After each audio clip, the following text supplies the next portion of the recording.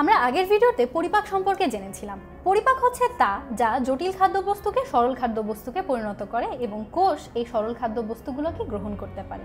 যে সকল তন্ত্র এই পরিপাকের সাথে যুক্ত তাদেরকে পরিপাকতন্ত্র বলা হয়ে থাকে।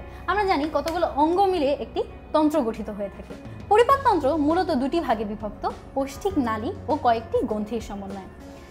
পরিপাকটা মূলত মুখ থেকে শুরু হয় এবং মানবদেহের পায়ুতে যে শেষ হয়ে থাকে। প্রথমে পৌষ্টিক নালীতে মুখ, তারপরে মুখ গহ্বর, তার ঠিক পরে আছে গলবিল, তারপরে যেই নালীটির মাধ্যমে এই মুখের খাদ্যবস্তু পাকস্থলীতে অর্থাৎ বহির থেকে ভিতরে চলে যায় তাকে আমরা অন্ননালী বলে থাকি। এখানে আমরা দেখতে পাচ্ছি যকৃৎ, যা খাদ্যে পরিপাকে গুরুত্বপূর্ণ ভূমিকা পালন করে এবং আমরা জানি যে যকৃৎ হচ্ছে মানবদেহের সবচেয়ে বড় গ্রন্থি। এই অন্ননালীর মাধ্যমে খাদ্যবস্তু পাকস্থলীতে, এই যে একটা থলির মতন অংশটি দেখতে পাচ্ছি একে পাকস্থলী বলা হয়ে থাকে, এই পাকস্থলীতে আসে। তারপর পাকস্থলী থেকে তা ক্ষুদ্রান্তে চলে যায়। এই যে পেঁচানো যে নালী, এই পেঁচানো নালীর মধ্যে দিয়ে, একেই ক্ষুদ্রান্ত বলে, পেঁচানো নালীর মধ্যে দিয়ে খাদ্য হজম হতে হতে হতে হতে বৃহদন্তে যে উপস্থিত হয়। ঠিক ক্ষুদ্রান্ত যেখানে শেষ হয় সেখান থেকে বৃহদন্ত্র শুরু হয়। এই বৃহদন্তের অংশে এখানে একটা বাড়ানো অংশ থাকে, একে অ্যাপেন্ডিক্স বলা হয়ে থাকে।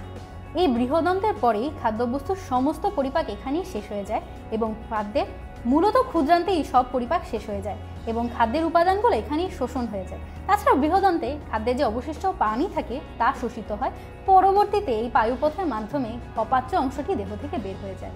তাহলে আমরা দেখতে পাচ্ছি যে পরিপাক কতগুলো অঙ্গের সমন্বয়ে গঠিত হয় এবং মুখ থেকে পরিপাক শুরু হয়, আমরা খাদ্যবস্তু মুখ দেহে গ্রহণ করি এবং তা পায়ুপথের মাধ্যমে শেষ হয়ে যায়। এভাবেই পরিপাক শেষ হয়ে যায় এবং কতগুলো অঙ্গের মাধ্যমে পরিপাকতন্ত্রটি সম্পন্ন হয়।